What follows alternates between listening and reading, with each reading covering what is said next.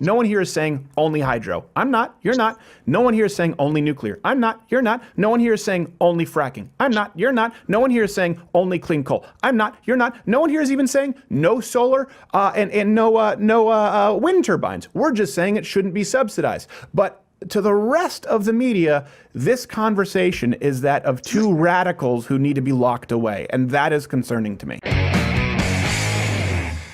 Very happy now we have a return guest on the program. Yes, and it's always interesting when you have people like our next guest, because the video goes up on YouTube, and we don't do a lot of long-form guest interviews. Yeah, not too often. Let alone for a second time. And you see this video, it goes up on YouTube. Of course, people who are Mug Club members, they enjoyed it. But the people on YouTube, they're split. And you see a lot of dislikes to likes, and then the ratio just hits a tipping point, and it switches when more people see it, and they actually start looking up what the guest is actually discussing. Looking up the stats that they give. Exactly, because, you know, this guy, he's a doctor. That means we're all a bunch of schlubs. But you can follow him on the Twitter as long as they allow him at EcoSense now. His book is Confessions of a Greenpeace Dropout. Dr. Patrick Moore, thank you for being back, sir. Great, Stephen. Nice to be with you again. Well, I'm really glad to have you back, because there were a couple of things I wanted to talk about. And I know that you wrote an article about 12 invisible eco-catastrophes and threats of doom that are actually fake. I'd like to get to those in a second. But last time we had you on, first off, did you get a lot of feedback from your end in your private inboxes, or did you check out the comment section? Do you just avoid it? No, I generally do look at the comments section, and it was quite a lot of comments. You're right. There was some negatives at first, knee-jerk stuff and trolls. But in the end, it came out very positive, because I am telling the truth. And if anybody can find something that I'm saying that they don't think is true, I would be very pleased to hear from them so I can correct it. The comments switched because immediately people have a knee-jerk reaction, like you said. They go, "Oh, this person is a climate denier." Hit dislike until they realize, "Oh, hold on a second. One of the founding members of Greenpeace, a doctor, somebody who's actually studied this extensively."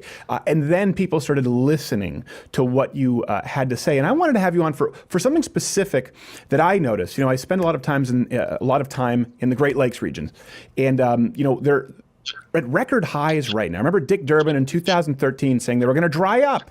And fast forward a few years, some of them I think are at record highs, and I know others are at 17-year highs. And in contrast, what we talk about with climate change, wherever people line up personally, the region has had some of the best growing climates in decades. Cherries are a very finicky crop. That's one thing that I know, because we have family who work in cherries, and it needs a very moderate, slow thawing winter.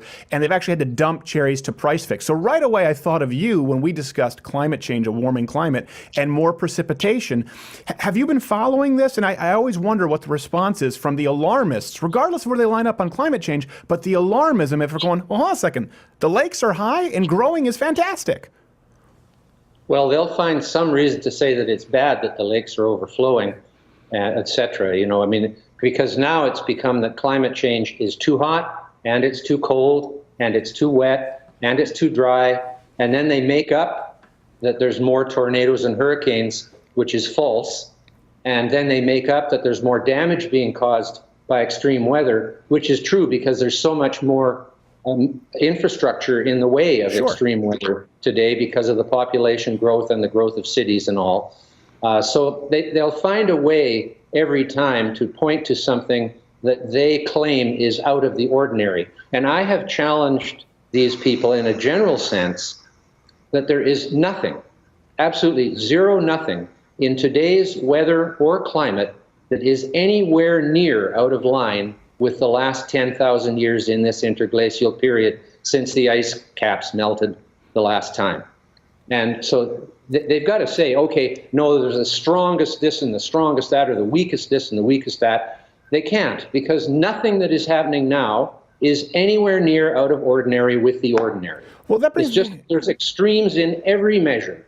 You'll always find an extreme somewhere in the world going on, and that's all they do is cherry pick them now.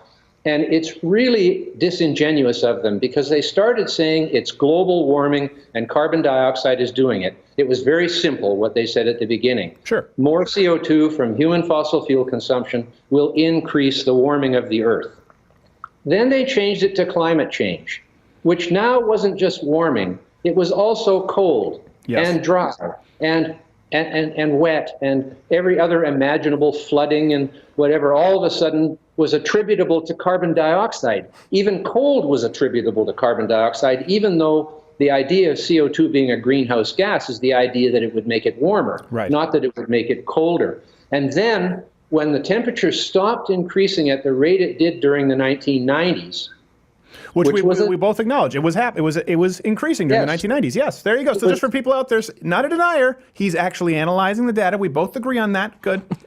But this 1990s warming, beginning in actually the 80s, followed the cooling from the 1940s to the 1970s, in which if you go to the deplorable climate science blog of Tony Hellers, you will see just yesterday, on the 10th of this month, he documented what they were saying then and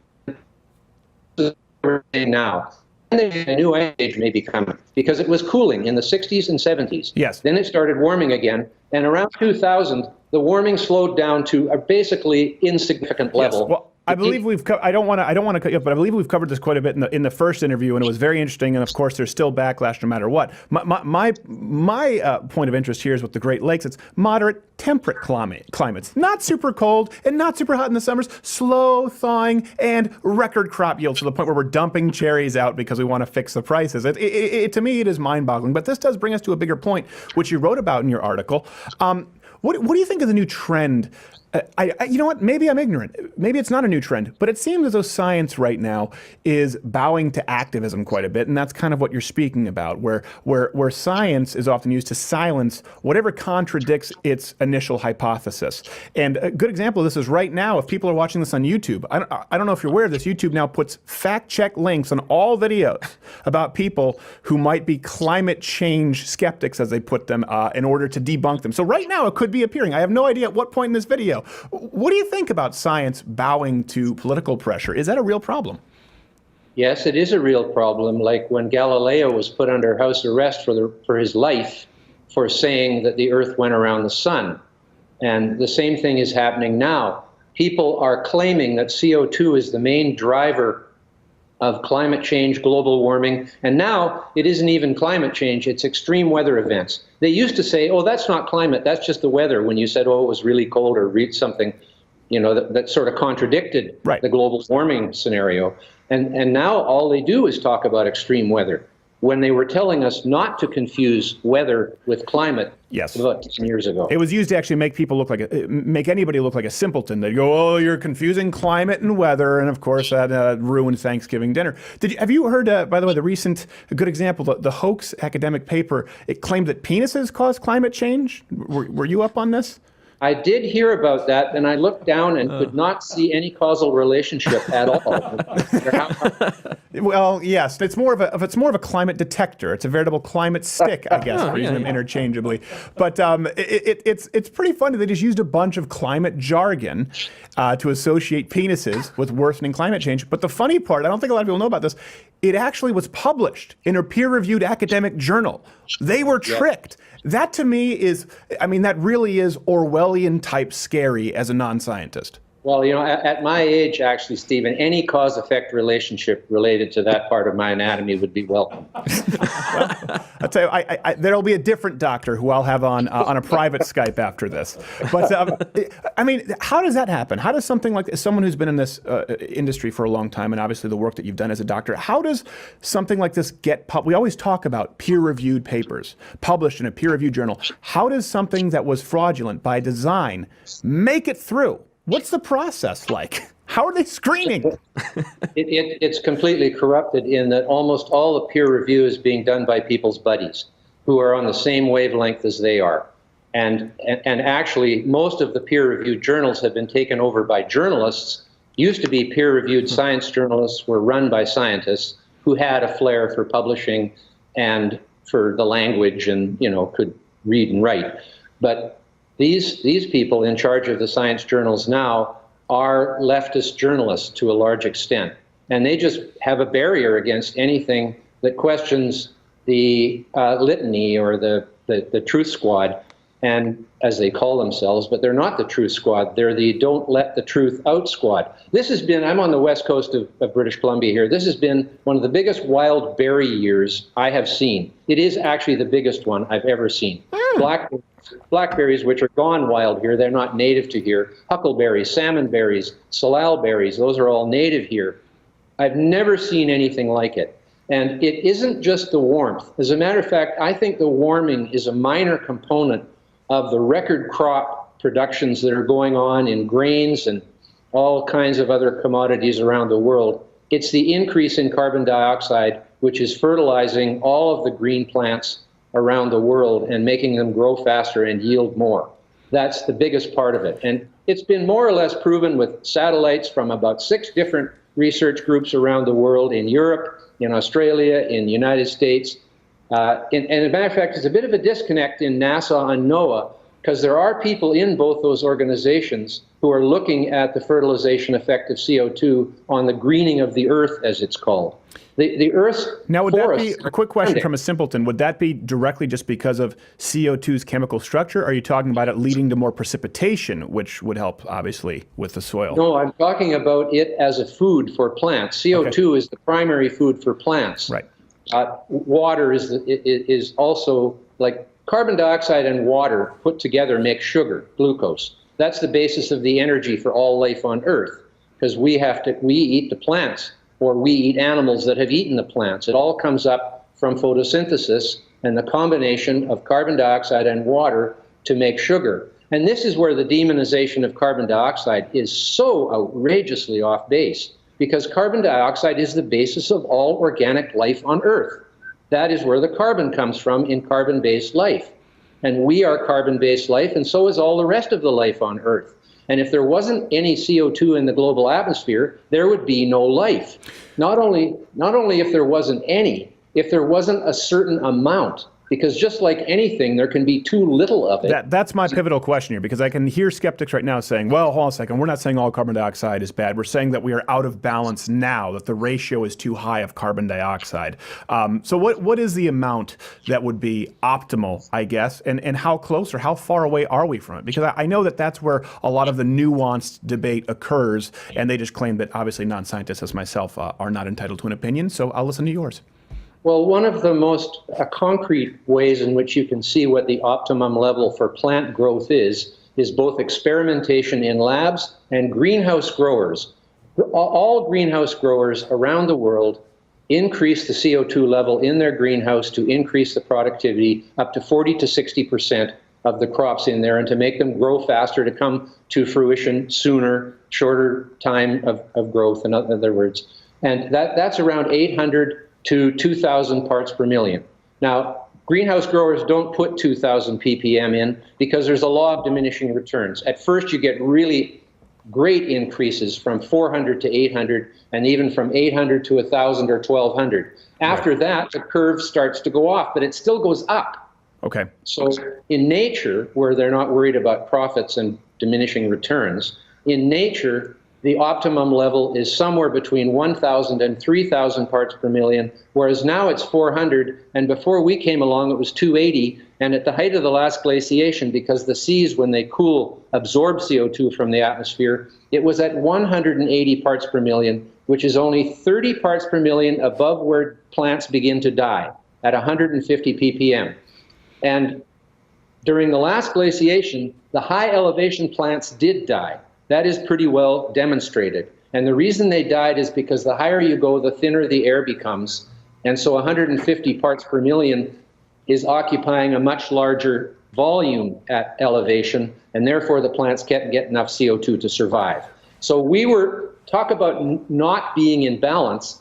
CO2 has been declining for 150 million years on a relatively steady basis. Right. The graphs are all available for anybody to see, and it's very well proven through ice cores and oxygen-18 proxies in ocean sediments, and et cetera, Stonehenge. that CO2 has been declining steadily, actually, for the last 500 million years. But let's just take the last 150 million, where it has been steadily declining without any upward blips. There was a huge flux of CO2 into the atmosphere in the early Earth. Then when species learned to do photosynthesis and use that carbon dioxide to make sugars, they started taking it out of the atmosphere. But it wasn't until about 40 or 50 million years ago that it started to go into a danger zone. And it just keeps going down and down and down until we came along, whereas the marine calcifying organisms inadvertently, by building an armor plating for themselves, a very useful thing to do for their survival, presaged the end of life on Earth through the loss of carbon dioxide in the atmosphere. But screw them. Al Gore has another Learjet to get to. I understand exactly where you're going with this, but here's kind of the issue that we run into, right? Is what you're saying. Obviously, we'll have overlays for people. People can look up for themselves and obviously decide whether they believe it to be legitimate or not. There's something that is legitimate. There's truth, and then you can choose to believe truth. Unfortunately, but the issue is that everything you're saying doesn't break through, and so many, even YouTube, like we just talked about themselves, will dismiss you simply as a quack, as a denier, without listening to what you have to say. So I want to go back to something that you just mentioned, which to me is obviously of the utmost importance, because it ties into a lot of the cultural issues that we've discussed, cultural Marxism, the censorship of speech. We see it in comedy now, but it really concerns me when you start to see it in science. You mentioned that a lot of these peer-reviewed journals were once peer-reviewed by scientists and now often by activist journalists. Do you have any examples? Activist scientists. Or activist scientists, yes. The journalists control the journals, yes, largely these days. The activists control the science, so-called. Right. When they say climate science, right, or climate scientists, they mean themselves. Yes. They don't mean everybody who's studying the climate, because people who are studying the climate who don't agree with them are considered deniers, not climate scientists. Exactly. I'm talking about the peer-reviewed journals like we were discussing, and you said there's been a shift there. When did that shift occur? Because for a long time, again, Americans had to rely on certain systems and power that they believed to be truthful. When would you say that shift occurred, and do you have any, I guess, particular egregious examples that we could maybe... Beginning 30 years ago, 20 years ago, it was over by, 20 years ago pretty well. And that's what we've been being fed since, is basically a very filtered set of ideas. The idea that CO2 is the main driver of climate change and global warming is the centerpiece. Right. And that is false. There is no possibility that any substance in that small a quantity, 0.04% of the atmosphere, could be the controlling factor of the whole global climate. The sun is the controlling factor of the whole global climate, but it is moderated by many other factors. And quick question, you said 0.4%. How much of that is 0.04%? 0.04%. How much of that is man-made? Well, that's a question of whether you're looking at it as how much of the CO2 in the atmosphere today was caused by humans versus how much of the CO2 in the flux is caused by humans. Right. It's sort of like in economics, you have a cash flow statement and you have a balance sheet. Right. On the balance sheet, right now, CO2 has gone from 280 parts per million to 400 parts per million, about a 40% increase since humans started emitting significant amounts of CO2, mostly since 1950. Right. There's been an exponential curve of emissions, but there hasn't really been an exponential curve of CO2 levels in the atmosphere. That's a fairly straight line. And that indicates that much of the CO2 we are emitting is being absorbed by the vegetation of the Earth, because that's what eats CO2. That's what I wanted to get to, because that to me is, I think this is kind of a bait and switch that occurs with a lot of people. Again, being someone who's not a scientist, but who's read as best I can, there have been drastic increases, certainly in human emissions. But like you said, I think it's very interesting if people look it up and see that, as you've discussed, the overall levels of CO2 in the Earth's climate do not necessarily correlate. They've been pretty consistent, and that to me was one of the most remarkable findings during my research into this issue. And I just highly encourage that everyone else out there go and do that research. Let me ask you, I want to go back to the journalism issue, because again, this is very important. It doesn't matter, we can scream until we're blue in the face about the truth if no one is there to hear it, if we get shut down. And that's why the deplatforming is so dangerous. Why do you think it is? Why did this happen? Now this will definitely be demonetized. Why did this happen with peer-reviewed journals? I mean, A good example, we kind of see it right now with the BDSM, or Brown just removed a study on rapid onset gender dysphoria, for example. They removed an actual study, we're talking about clinical studies, medical observations. We kind of see what's happening there, for example, on the gender science due to political correctness. But why do you think this occurred starting 30 years ago, according to your kind of your approximation? Why? What is the why here behind this and this transition so recently? Well, the real problem is there are 5 powerful elites in our society who benefit from this myth. Okay. The myth that carbon dioxide, And it depends on, it's 5 or 6, depending on whether you think the media and Hollywood are 2 separate elites or whether they are one elite. Right. But starting at the top with the green movement itself, the fundraising around this issue has been hundreds of billions of dollars over the years. Then you come to the politicians who benefit from the idea that they can save the citizens from this catastrophe, right? The catastrophe is made up by the green movement and the media basically being an echo chamber for it. The media needs sensationalism, especially the print media these days, but all media is giving in to internet these days. So the big media, mainstream media, is all under threat. Right. Because of digital media, internet media, social media, all that stuff. A perfect example there for people, by the way, doubting, just to back up what you're saying here, cherries are a good example, because only a few years ago in northern Michigan, I experienced this personally, I remember, the trees thawed, right? There was a thaw, and then it froze again later. It was a later winter freezing, and so it was horrible for the cherry crop, and it was all over the news. Record high cherry yields to the point that they're dumping cherries, not a peep. You have to do a lot of research to find that out, because it doesn't sell papers as much as cherries might be gone due to climate change. We actually read those articles if you go and read local Michigan publications. So I just wanted to drive that one home, because I'm sure a lot of people can think of specific instances in their life.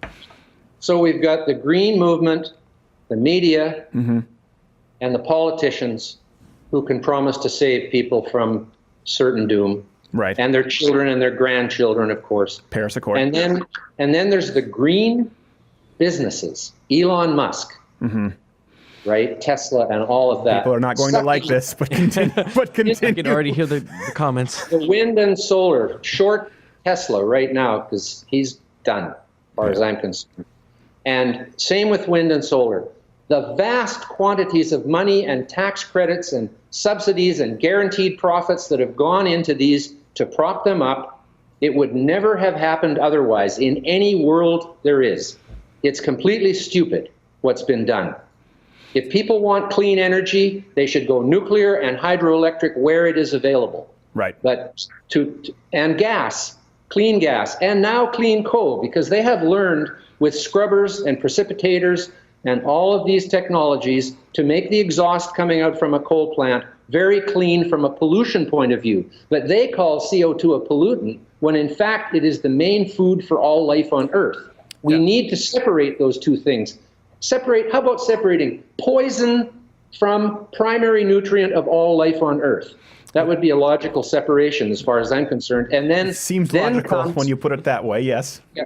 Then comes the scientists, virtually all of whom in the climate scientist category, as they're self-described clique of climate scientists, are almost all, I would almost say 100%, close to 100% on taxpayer money. This $100 billion climate fund that, the first guy to line up for it after the Paris Agreement was Mugabe from Zimbabwe, right? And he claimed that climate change had destroyed the agricultural industry in Zimbabwe.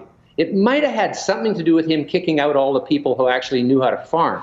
It could be related. Yeah, there could be some correlation there. I'll give you that. But in the case of the Paris Agreement, it's just a goody two-shoes document. Yeah. It has nothing to do with anything that is actually going to happen. Because and that's assuming, by the way, that's assuming that you believe carbon dioxide to be poison. And that's assuming, by the way, that you believe if everyone followed the rules that it would somehow fix this problem of climate change. If you assume those things, then you can look at this bill, of course, which would cost countries billions upon billions of dollars, not to mention the millions of lives in third world countries. And you also have to go along the logic trail assuming that China is going to play ball. Yeah, we'll get right on that. That's their top priority right now. No, well, they were actually specifically exempted along with India right from the beginning. Right. Obama went over to China and negotiated a historic climate deal with the Chinese that they wouldn't have to do anything until 2030, which might as well be infinity. Why?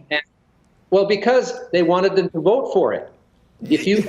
But why should they get to vote? And they're completely exempt. I understand that's why we wanted them to vote for it. They had to vote because they were one of the countries in the world. Yes, I know they're one of the countries in the world, but they're going to pull themselves out of this agreement. To me, it's like having a current felon who is in prison voting on the laws of felonies. It is unreal to me. And the reason I'm saying this, yes, does it sound absurd? I'm trying to make the point that people need to understand we needed the vote of a country who had no plan in taking part in the law to begin with.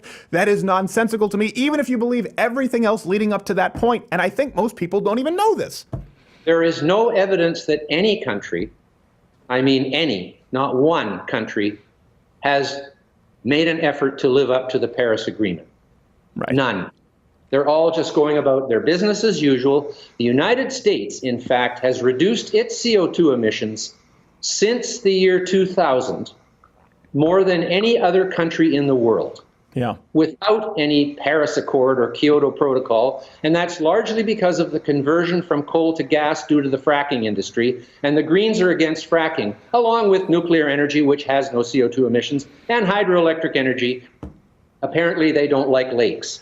There are too many lakes. Yeah, exactly. Right? That leads to, obviously, there are issues with dams. That leads to Tom Selleck stealing water for his avocados. I grew up in Quebec. We'd say we pay our hydro bill. That for people who don't know, hydro was our electric bill. So when we first would move there, people said, oh, you're paying your water bill? No, hydroelectric. We even had a problem with it. And you have socialists and socialist separatists in Quebec. There are no far right-wing conspiracy theorists. They don't exist. And I do think it's important what you're talking about, what I have heard from you. And then I want to get to your article and just a couple of top examples of these sort of doomsday threats that we've been hearing from the media for a long time. I thought some of them were hysterical, the ones that you debunked. But what I'm hearing from you is, first off, a very balanced worldview and approach. You acknowledge the warming. You acknowledge that human emissions have increased, but then a disagreement on whether it is poison or actually as we're talking about carbon dioxide, life-giving for plants in a lot of ways. And then I hear a very multi-pronged approach. And this is something I think people need to understand. To be a climate change denier or skeptic, to be labeled that, just means that you have to disagree with any of these points. For example, even if we agreed with everything else, even if I disagreed with you on the carbon dioxide, and I just said, you know what, though? I don't think that the Paris Agreement is going to work out. Bing, be labeled a climate change denier. And you are also talking about a very multi-pronged approach. No one here is saying only hydro. I'm not. You're not. No one here is saying only nuclear. I'm not. You're not. No one here is saying only fracking. I'm not. You're not. No one here is saying only clean coal. I'm not. You're not. No one here is even saying no solar and no wind turbines. We're just saying it shouldn't be subsidized. But to the rest of the media, this conversation is that of two radicals who need to be locked away, and that is concerning to me. Yeah, it should be, because unless you believe every single word of what they're saying, they can call you a denier. Right. And that means it's more like Nazi, it's more like Stalin, it's more like the dictatorships that have destroyed countries like Venezuela. It's wrong to destroy freedom of thought and freedom of speech, and they're doing this in the name of I don't know. They make it out as if they're the ones that are in favor of freedom of speech almost, and yeah, they're not the racists, you know. Right. Of course not, except they don't like white people. It's so weird. It's so weird. And when anyone ever says anything about someone and they're saying it's because of their race, I'm just going like, what the hell are you talking about? You can't say that everybody of that race is this way or that way. Right. You know, there's smart people in every race. There's stupid people in every race. There's short people and tall people in every race. And And by the way, that's another issue. We were just talking about this with Sheriff Clark the other day that's been politicized by science. For example, we know, I mean, listen, we talk about the difference between races. There's a reason. Look at the top 10 land speed records from anything on 2 feet.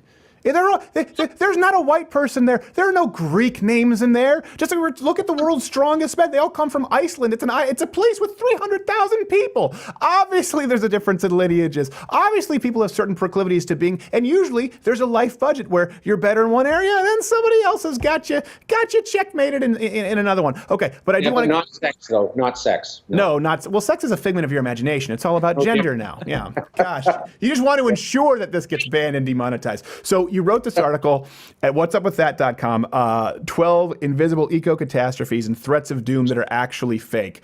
If you could just, for people who haven't read it, I highly recommend they go read it. We'll have it linked in the description.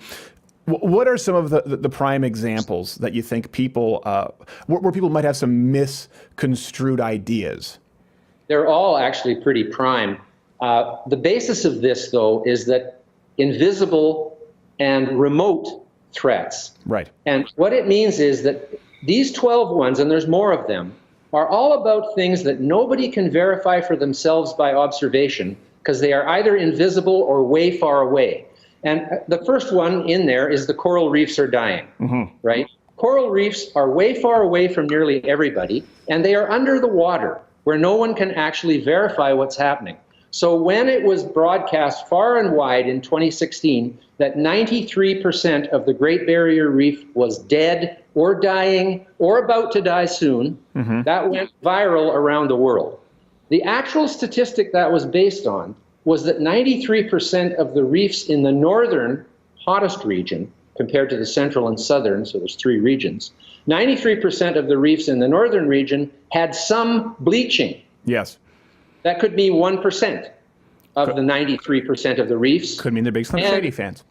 And the fact is, bleaching is not death. Bleaching is just a stage that coral goes through when it ejects its symbionts, its phytoplankton, which makes it what color it is, and it turns white because the organisms that live in the coral are, in fact, clear, like a jellyfish. They are related to jellyfish. They're the same basic family. Okay.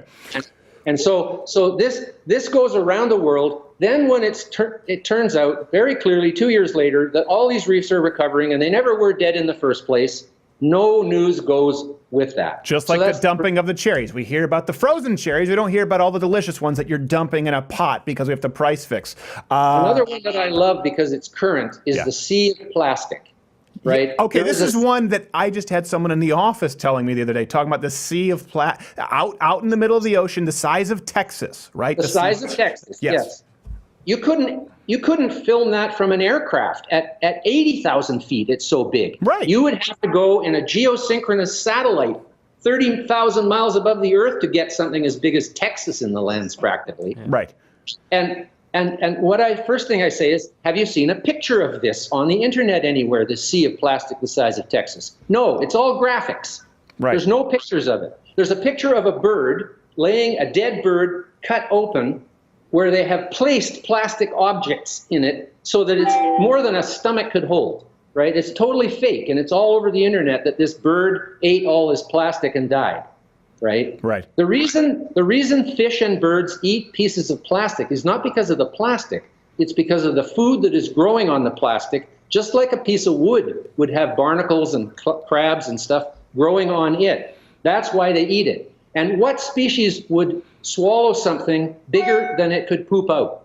Right? If we could swallow something bigger than we could poop out, we'd all be dead because my dog did that once. He swallowed an entire ear of corn, whole. Yeah. And then the next day went, right on the table. So I wouldn't put it past some species. But that is, now, what again, devil's advocate here, what if, would people argue, well, hold on, it's not that it's actually one big... There is no sea of plastic. But if you added up the totality of plastic, would it make up the size of, the state of Texas or Roseanne's loft apartment? Not if it was all crunched together. No, it wouldn't.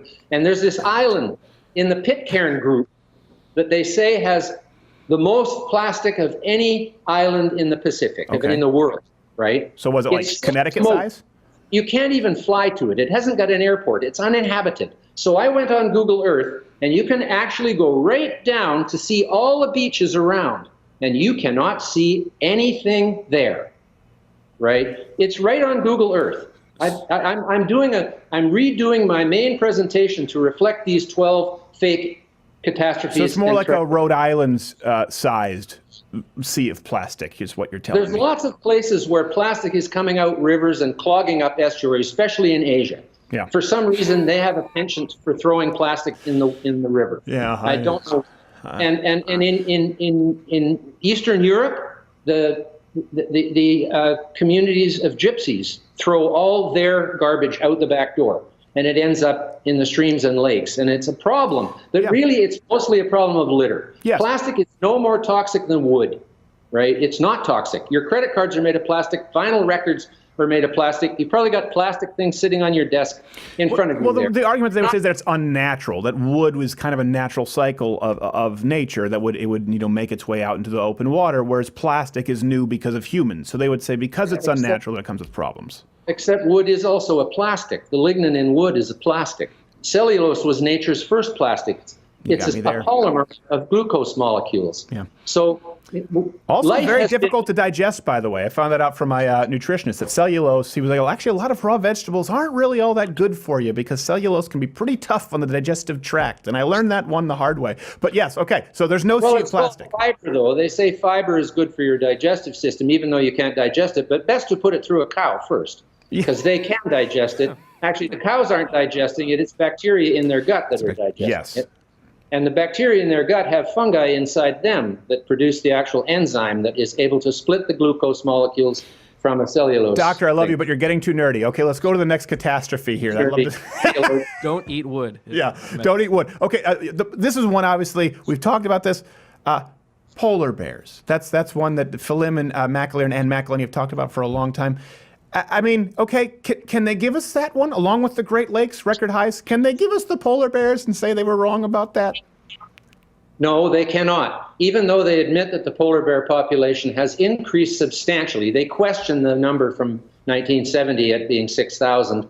So they say, oh, no, it couldn't have been that low back then. Actually, it was, because there was unrestricted hunting on polar bears until 1972, when the United States and all the other circumpolar countries signed a treaty restricting hunting on polar bears. Since then, they have increased to 25 to 30,000 from whatever it was back then. But it's a big increase, and virtually all the populations are stable or growing.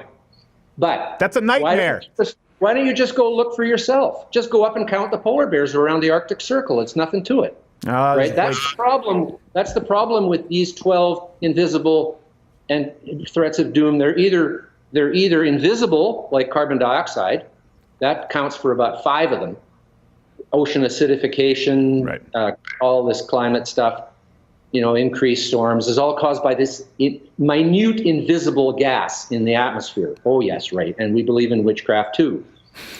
So. Well, people don't know, after this, me and Dr. Patrick Moore, we're going to have a good leeching with each other. We're going to be doing a lot of leeching. So, The polar bears, no one can go and verify it for themselves, how many there are. They have to listen to scientists, sometimes activist scientists, on public money. They have to listen to activists, politicians. They have to listen to green activists, all of whom are in a cabal trying to make the population has increased. It will sure crash into oblivion any day now. Right? It's all about predictions for these people. Yeah. And Al Gore predicted there'd be no ice in the summer in the Arctic way before now, in 2007. I know. It's remarkable to me. Over 10 years Again, Dick Durbin with the Great Lakes drying up. I was looking at the Lake Michigan coastline going, okay, this is one that people can verify for themselves. Look, that used to be beach. We don't have beach there anymore. Can you give us this one? But polar bears I hate. I'd be fine if they went extinct. I know you're not supposed to say that, but they're one of the only species who actually hunt humans for fun. In the face, with availability, readily available, actually. Other food sources, they will eat humans. I don't like them. And paper straws suck. I think this is emblematic, and then we can leave on this, and I will get your thoughts. The plastic straw controversy. Okay. Obviously, this isn't as serious as people dying in third world countries due to energy concerns with modern climate activism. But the plastic straw debacle, here's what is so amazing to me. When someone first sat down and pitched the idea of a paper straw, right, before this was foisted on the American public, you would think there'd be a conversation of, well, hold on a second, how do we improve this? Because, right, everyone here, think right now. Think of a paper straw. You would think it's soggy, it sucks, everything you drink through this straw, your cocktail tastes like a number 2 pencil. You would think all of these things, and you would think that the people who thrust this idea forward of paper straws instead of plastic would have solved them. No, it's exactly what you think. It's like they don't care how inconvenient and terrible it is for humans. That's why I hate the paper straw controversy, because they suck. Your thoughts? Well, the real issue is, what on earth harm is the plastic straw causing? They make fake pictures of marine animals with straws sticking out of their eyes. As you know, I mean, it's completely phony. Straws are not dangerous. What's dangerous is castaway fish nets. It's not because they're made of plastic. It's because of the shape they're in. Right. It's because of their configuration. You could make a net out of organic material and put it out in the ocean, and it would catch things too. Yeah. So what we have to do is teach fishermen not to discard their worn-out nets and to come sell them to somebody on the beach, because people don't mind if they got a few holes in them, and put them over their thatched roof and stuff like that. There's a big market in used fish nets, in fact. Right. So people should learn. I mean, there's lots of education required around our interaction with the environment, but we have to differentiate between litter and pollution. Pollution is toxic. Pollution causes harm. Litter by the side of the road, a pop bottle by the side of the road, is not going to cause harm. My Greenpeace buddies back in the day used to be aghast when I would throw tin cans and glass bottles overboard out in the middle of the Pacific, because I knew they would become a habitat for some creature on the bottom, right? And they're not going to harm anything, right? Somewhere right now, there's a hermit crab wearing your old Dr. Pepper bottle. I think that's a perfect. No, but listen, none of us we don't want more litter, and obviously that hurts your property values. Of course, that's my primary concern here. But yeah, I think we want to be good stewards of what we've been endowed with, what we have. Obviously, you don't want to be careless with the environment or with littering when it's needless. But I really appreciate you coming on the show and educating us. Hope for those who have ears to hear. At EcoSense now on Twitter. The book is Confessions of a Greenpeace Dropout, and it's available paperback or ebook on Amazon, right, Dr. Patrick Moore? Yes, it is. And my website is ecosense.me. Ecosense.me, and that article we'll have in the description is at whatsupwiththat.com. Very entertaining, very educational, well worth the read. Doctor, thank you so much for being on. We'll have to have you back again. Hey, if you like this video, subscribe, hit the notification bell, or if you want to continue to enjoy free content, support us at louderwithcrowder.com/mugclub, where you get the full nightly show. An hour every day free, along with all of our friends' content. If not, you don't want to do any of those things, you're probably just here, you're watching me seething. You came here to hate watch. That being said, the internet was created for people like you.